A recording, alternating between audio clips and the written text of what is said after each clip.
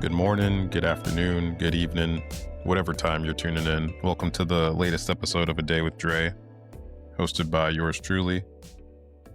As usual, I'll give my opinion on things I think are important, from things that can be political to how you're doing with your mental health. With that being said, I don't think I'm an expert on anything. Sometimes your opinion can be informed, sometimes it's not. Today we're really focusing on the season though. Fall is here. Waking up and it's 42, 43 degrees outside, highs in the mid 50s. It's getting cold. With that, the days are getting shorter. So it's the season for that funny little thing that people get, that seasonal depression. Sunlight's going away. You wake up, go to work, it's dark. You get home from work, dark. Sunlight's very important for your health. But now we're at the end of October and Halloween's right around the corner. Okay. And this year it's on a Friday. This is the stuff dreams were made for when we were kids. Having a Halloween on a Friday. You could have a nice Halloween party going right into the weekend, or you could do your Halloween themed football game if you were the Friday Night Lights kind of person. Yeah, it would have been perfect. But how do we feel about Halloween as adults? Are you still into it? You know, the spooky season gets you excited. For me personally, I love scary movies, so I'm still here for it. Candy, that never was really my thing. I don't have much of a sweet tooth, but I'll sit and watch 6 straight Halloween movies. I don't care, and shamelessly too. Costumes at parties. I think dressing up for Halloween is fun. A bunch of years ago when I said my future wife's probably going to dress in something that's very disrespectful to herself tonight on Halloween, but just know that I still love you. And you know what? I think we're past the degrading dressing for Halloween stage in life. I mean, I think I am. At least I'm in my 30s. Maybe you're not. That's fine. However whatever works for you. It's nothing wrong with being a little sexy for Halloween. But also maybe sometimes you got to know when to leave stuff to the youngins. It's okay. For my millennials, it's okay. We're getting old. Like sometimes you don't got to try to be sexy on Halloween anymore at this age. But I think a good Halloween party is still something that can be useful. I'm kind of a little butthurt about Halloween though, because last year that's when I first hurt my knee. I thought I could still hoop. Blew out my knee on Halloween. 2 knee surgeries later, still dealing with some shit related to my knee. But, we're on the right track now. Yeah. But Halloween and basketball do not mix. So make sure, if you're in my age bracket and you're going to be out there getting a little turned up for Halloween, don't try to change direction. Otherwise, you might end up in the hospital. Your knees are not built the way they used to, and don't let the alcohol tell you otherwise. But what else is going on outside of it being spooky season? Cuffing season's warming up. I hate that phrase. I say that kind of sarcastically. What else is going on? I'm a federal employee. The government's on hold. People are still not getting paid. Apparently, food stamps are about to get cut off.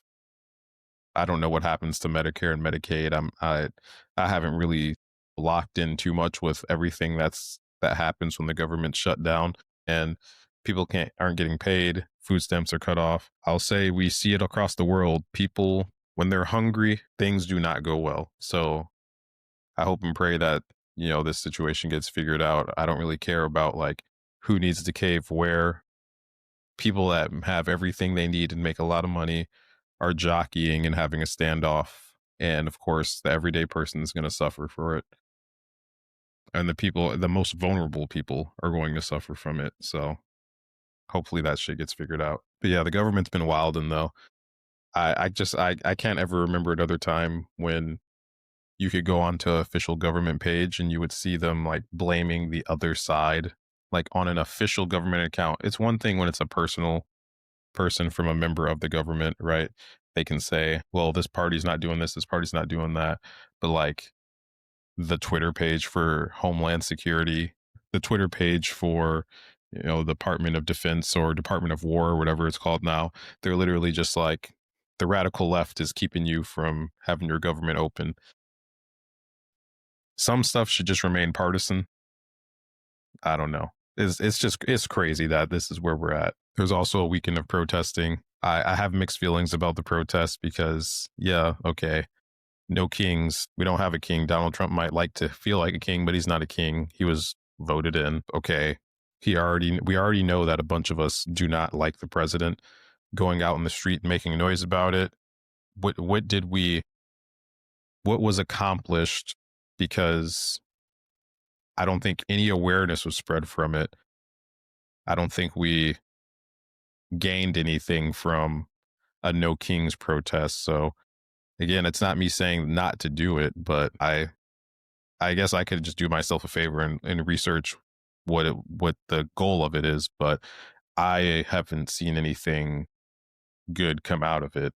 So I'm just always interested in what, you know, if you're protesting something, what is your end game? Are you spreading awareness? Are you trying to stop something from happening? You're just voicing your displeasure, and you have the right to do that if you don't have any goals to come out of it. But like, being loud and not wanting to anything to result from being loud just seems like a waste of energy, in my opinion. But if you feel good about it, kudos. But the NBA started back up. Last night was the opening night of the NBA. Had a very good opening game with the Rockets and the Thunder, and my guy Alperen Şengün, Baby Joker, put the league on blast. I've been a secret fan, but now I can be a fan out in the open now. Also, oddly enough, I have like a good amount of Turkish people that follow this podcast, or at least like the YouTube version of it. So shout out to y'all for producing another good basketball player. Best one since Turkoglu, one of my childhood goats. Those Orlando Magic days, Hato Turkoglu. I'm gonna be honest. I'm rocking with the Wolves. Y'all already know. Those that know me know I'm Team Bron. But like, I'm from Minneapolis, so I'm rocking with the Wolves. LeBron will. He's my favorite player, but that doesn't mean I'm cheering for the Lakers. Plus, he's old and washed. Like, who gets sciatica in the NBA? That's crazy. But his wash level is still like, he's still one of the best players. So let's not get it twisted. There's no LeBron slander going on over here. And I'm talking about basketball because my Steelers, I don't know, man. Joe Flacco, once again. Joe Flacco strikes fear in that man, Mike Tomlin's heart, and he just exposed my team. So we can move on. I don't want to talk about that. You know what? Steelers came up. I don't even want to talk about sports anymore. Again, it's getting colder. Days are getting shorter. Holiday season's coming up. It's usually for a lot of people a season of like family time, a season of love. Together, you're coming together. You're spending time with people for all these different holidays. If you got family, you're dressing your kids up for a Halloween. You're taking them trick or treating. But for some people, this is also the hardest time of year. If you are separated with your family and the weather already doesn't help, it makes you feel super isolated and alone. For people that go through that are listening to this, as someone that's been separated from their family physically for a decent amount of time, I understand that that's tough, and find your community if possible, because that helps you get through these times. But what are we going to do to make sure our mental health is in the best shape it can be going into this time of the year that tries to bring us down? Okay. Literally Mother Nature's plotting on us with the sun going away. So what are we doing? How are we locking in to try to make sure we're good? But before we really get into that, make sure you share, like, subscribe to the Day with Dre podcast. Again, that's greatly appreciated. We had a lot of good growth over the last year, and let's just try to keep that thing going.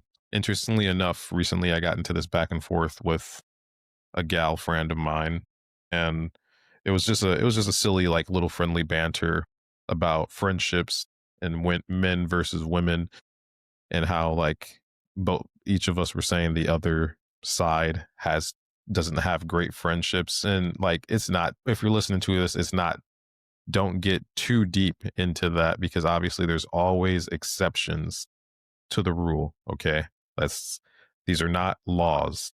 This is just us two friends messing with each other based on personal experience. And from my standpoint, I was arguing that men make friends easier, have healthier friendships than women. And again, this is not based on science. This is not based on any evidence other than what I have experienced with my two eyes. And I have some of my best friends are women. So that, I'm not saying that women aren't capable of those things. In my opinion, on average, I thought that men made friends easier and our friendships were stronger. Okay. It's based on my own super biased opinion. And maybe it's just because I have my own exceptional group of friends. Like I've had a really strong group of friends since college. We kind of just all ended up in the same place, became best friends. We live together. We're more like family now. And I mean, I just saw one of my homeboys in Houston just a few weeks ago. Went there and linked up, and it had been a couple years maybe since we. No, actually, that's a lie. I saw him in Chicago earlier this year, but we don't see each other very often. But whenever we get together, it's like it's like we're back in college. Like we just lock in. It's not like oh, I used to be close with him back in the day. Like no, that's still my brother. Like that's how my friend group is. One of my best friends got married in Puerto Rico. All of us were together, and it was like we never missed a beat. When we got together in Vegas, same thing. We never missed a beat. We've been locked in for a minute. We've laughed together, we've cried together, we've literally fought people together. Like we have remained locked in. And you can correct me if I'm wrong. I just obviously the bias is I'm not a woman, so I have not been in a woman to woman friendship. But like my argument was women, like it seems like the friendships, like I know women obviously have best friends that they can be locked in for, but like have you ever gotten into a fight with one of your friends as a girl, like a literal physical altercation because something just got so heated and then let it go and just been like, yeah, we were tripping, we're good now.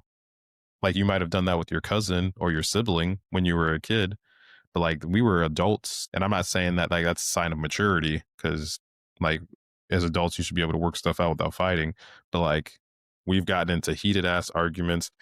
One night in college, I told one of my like a friend from this group, I told him he was pissing me off and I knew he was drinking and I told him I would sleep him. And then we were dead ass like about to fight. And then like 2 days later, it was like nothing happened. Like we don't hold that against each other today or anything. And I'm stereotyping, but like I just feel like the women I know, you're that's not happening. That's going to be a grudge forever. And maybe that's because women are smarter. Maybe you should hold a grudge against someone that tells you that they'll beat your ass. I don't know. So maybe I see that as a strength for men, but actually it's a weakness. And another point I was trying to make is that like dudes come together and like me and my friends, we all enjoy sports. None of us have the same favorite sports teams. We like different types of music. I mean, like we like rap, but like none of us have the same favorite artists. I don't know what any other favorite colors are. I couldn't tell you any other birthdays, but like I know if I needed one of them to, if I had something come up and I needed someone to fly to Illinois and make sure I'm good, like they would make sure that would happen. They wouldn't be salty that I didn't remember their birthday or like when the day comes up, of course, like if someone else says it, I'm going to say happy birthday. But like off the top of my head today, I couldn't be like, oh, Ryan's birthday is blank. Like we just don't move like that. And we don't think that we care about each other less because of that. Now, the other side of the aisle, I can't say that y'all be feeling the same way about that. And I'm not saying that's wrong.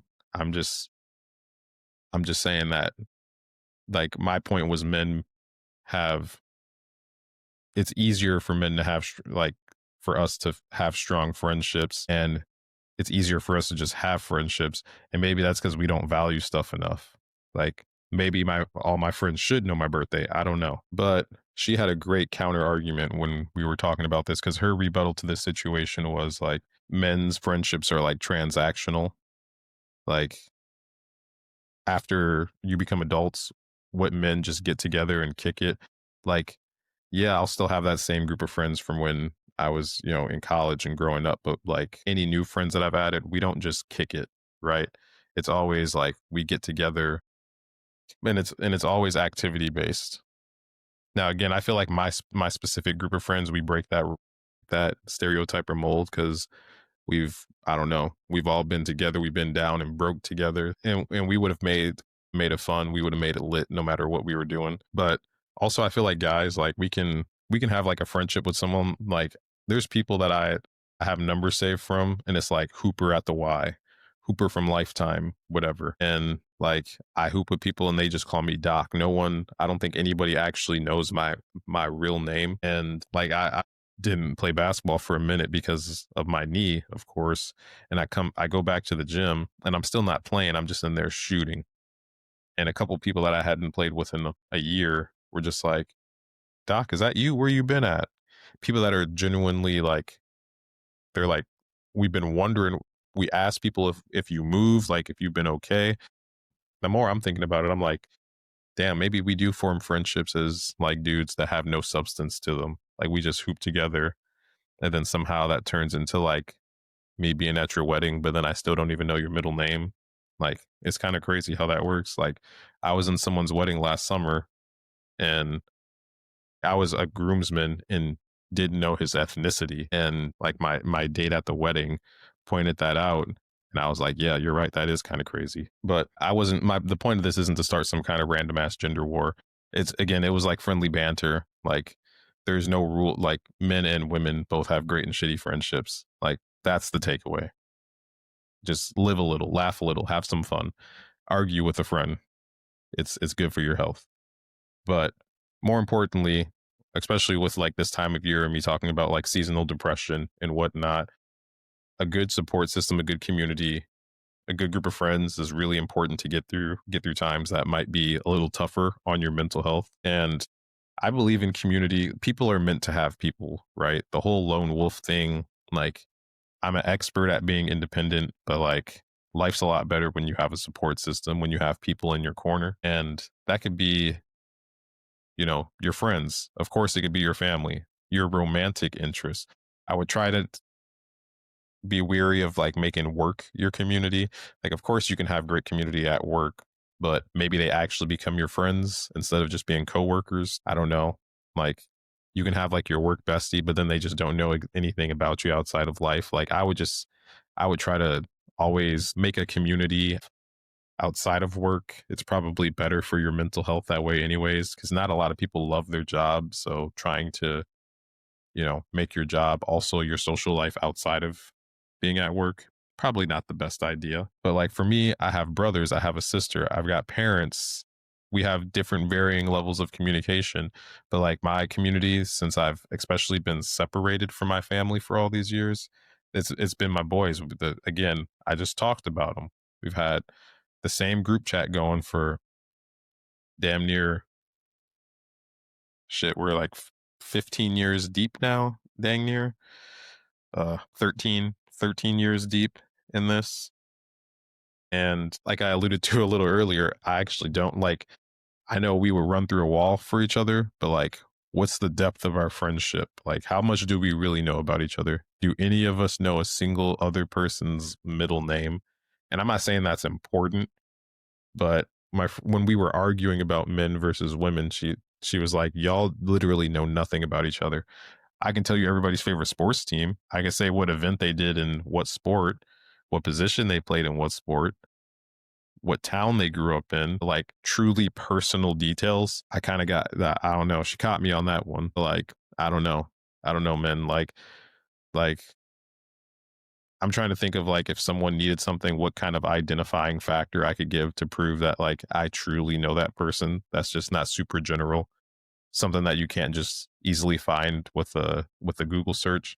So I don't know, maybe on a side note, maybe we do need to work on that. But with that being said, like when in these friend groups, whether you're a guy or gal, this doesn't really is I'm done with the whole gender war thing going for a little bit.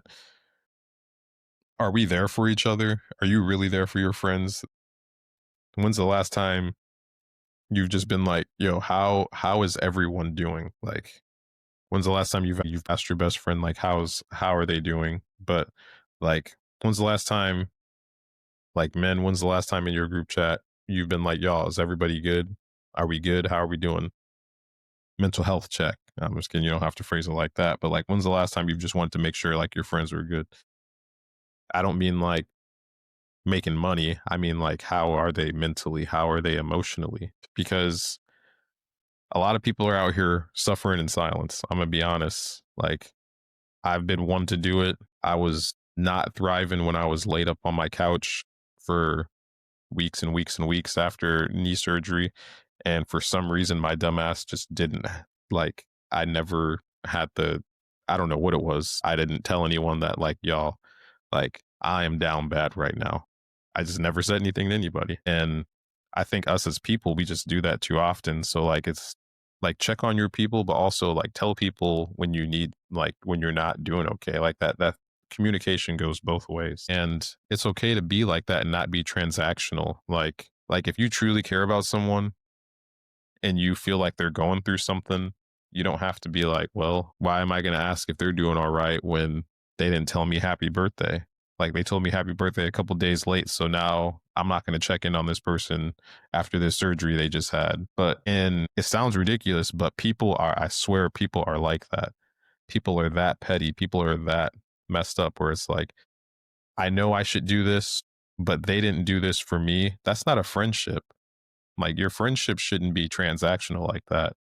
Like, if my friend needs something from me, I'm not going to be like, well, did they, like, cuz then that's not really your friend. Like, that's like a business partner. Like, it's not quid pro quo, or it's not favor for favor.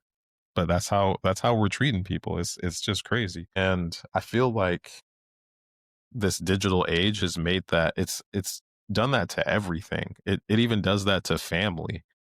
Like, your family, your immediate family, the people that, helped raise you and helped you form who you are. Like, it's not quid pro quo. It shouldn't always be favor for favor. Obviously, there's an extent where it's like, all right, I can't keep doing this for you. You got to get me back. But, like, you should be able to easily do you know, you're having dinner at mom's house, and she's like, can you pick up the pasta salad, or, potato salad or something like that? You shouldn't drop it off and be like, I have my $12. Brother, that is your mom. But people are really like that. And it's just like, what are we? I don't know. I feel like that's insane. Now, if it's like, if you spent your last on something and you really, really need that back, you couldn't afford to, like, lose it long term. That's like a different situation. I had a roommate that was kind of like that, and we were just like, we just could not get along. It's just like, bro, you're really gonna sweat me over? Like, yeah, no, I'm not even gonna go down that rabbit hole. But everything, like, friends have become so transactional. I've seen relationships become transactional when it's just like, you picked where we ate the last two times, so now it's my turn, and it, like, turns into a fight, and it's just like, is it really that big of a deal? Like, literally, like, you must hate your partner because it sounds like that matters. Or it's like, you picked this movie last weekend. It's my turn to pick the movie. Like, brother, who cares? It's a fucking movie. But whatever. I Excuse my language. We're getting a little too crazy. And honestly, I feel like that the loss of, like, interpersonal, we're doing all this stuff through these screens all the time. And I feel like that's made us, like, lose the humanity in our relationships with each other, which is why I'm so grateful that, like, I lived with people and that's how they became my best friends. Because, like, we're beyond, like, we're closer than I feel like you can get to someone if you're only talking to them digitally. And I think that's why friendships don't have depth, because, like, hearing someone, seeing someone, I feel like that makes your bond stronger. Even in relationships as well, you can feel like you're really vibing with someone through texts and whatnot. But wait until you talk to them on the phone. Wait until you FaceTime them. Wait until you spend time with them in person, and that connection, like, it's going to feel so much better. And I don't know, maybe it's like the pheromones of another person, because I promise you, like, you might think you like someone just through, like, digital conversations. You hear their voice, their scent, or something like that. You will be so much more locked into that person. It's not even close. And those of you that have, like, worn your significant other's hoodie or something like that, you smell their perfume or whatever, body wash, and it just, like, I feel like it's just a whole nother game versus, like, the depth of texting conversations can play. And but the devices are killing that. And honestly, I feel like it's part of me, and I don't want to get into like this crazy like conspiracy stuff, but I feel like that's intentional because we're losing community. It makes us our moods are worse, our happiness is down. What do? We get on our phones, we want to spend money. What can we spend money on that makes us feel better? What can we order that makes us feel better? What can we eat that makes us happier? Like it's crazy. It and then you start getting addicted to this instant gratification, and then that leads to like this insane dating culture and like these dating apps that you're so then you're like, well, this person that's been nothing but great, but our conversation's a little dry this day, so let me open the app back up, and now all of a sudden there's 55 other people that I can choose from. Whereas if you actually had to go outside, it wouldn't be like that. It ruins everything. And honestly, I think it's intentional. And then plus they're doing all this advertisement for stuff like, I don't know. Somehow, some way, I'm always going to come back to like capitalism being the root of all evil. The machine itself isn't evil, but the people that run it are evil. So therefore capitalism is evil. I'm sorry that, and I'll stop there. I won't go on this rant on capitalism, but yeah, it's like we're just scared to like lock in with each other. You don't want to be out here looking crazy. You don't want to risk liking someone more than they like you. And honestly, I used to be on that type of time myself, but like in my age now, it's just like, bro, who cares?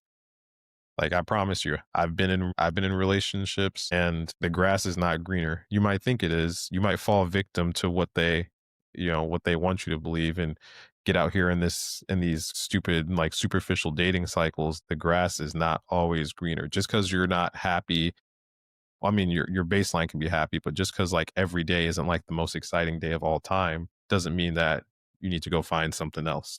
And I'm not saying to stay in something that's not good. That's not what I'm saying at all. Do not do that. And also, I'm not a relationship counselor, but sometimes the grass is greener, but the grass is not always greener. But enough with the enough with the heavy conversations. I don't know if y'all are still using X or Twitter, whatever you call it, but for some reason today it was kind of it's been on fire lately, and I don't know, my algorithm's just showing out.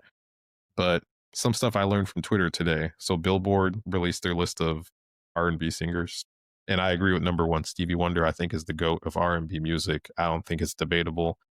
You might hear that and be like, "That's super random. That's surprising." Go look at his catalog, and you'll get it. I saw people complaining that the top 10, every single person was black, and like respectfully, how is that controversial at all? You could probably get through 1 through 25, and it still doesn't change. But so Michael Jackson is my goat artist. I think I I think he's good at R&B. I think he's the king of pop though. There's a difference. But they have him at number 3, Aretha Franklin at number 2. I think the biggest travesty on here though is the person that people don't like to talk about, but R. Kelly. I think R. Kelly is hands down number 2, and you could argue for number 1. And I hope I have a job tomorrow for talking about R. Kelly being disrespected in this. Again, this is just the music. This is not like he's a weird ass, perverted ass, freaky ass person, and he's paying his dues for that. He's in jail. But as far as just the music goes, like my thing is he got caught doing stuff at a time where I don't know, like all the cameras are on him. They can make a Netflix documentary or whatever. But like, let's not act like the allegations aren't there for. Let's see who else is on this list. Prince. Ironically, there's like he's apparently a huge homophobe. He was a huge homophobe. Like again, I'm not saying that's like worse than molesting children, but like we can't just pick and choose when to judge people by their character, because then every single person on this list is probably problematic. Like Marvin Gaye, he's notoriously known for being a terrible person. Rest in peace. I'm not saying he's a terrible person, but like that's just something that's been out there and said about him. And is it true? Is it not? I don't know, but we can't just only be like R. Kelly doesn't belong on this list, because again, it's not who's the best person, it's just who made the best music. And then of course Billboard also released their greatest Halloween songs of all time, and somehow Thriller was number 22, and they had Monster Mash and Ghostbusters at 1 and 2. So you know the pigment of the person that made the list. That's all I'm going to say with that one. The Thriller at 22 is insane. Even if you don't have it at number 1, 22 is insane. They had fucking Super Gremlin by Kodak Black on the list. Like, what? And it was higher than Thriller. What other song on there has a dance? Shit's crazy. But last but not least, like the craziest thing that I saw on Twitter this week was there's this NBA Twitter account. I'm in sports Twitter pretty heavy, and there's this NBA Twitter. NBA is just starting up. It's very relevant right now. There's this account called Hood Genius. It's like this Milwaukee Bucks, Wisconsin sports super fan. And somehow this user, it's like a 22-year-old kid, is getting into a back and forth with the Department of Homeland Security's social media accounts. And they like labeled him as like a leading Democrat, and he's like an internet troll. And really, that's just like, our country is so cooked. Like, you are the account for the Department of Homeland Security, and a basketball Twitter troll doesn't like that you like reposted some video, and you're going to spend time stooping to that level and getting in a back and forth. It was like, do we not expect more of our institutions? Like, is it entertaining? Sure. But like, seriously, do we not expect more of our institutions? Like, what the, like, what is happening? It is such an embarrassment. It is such an embarrassment.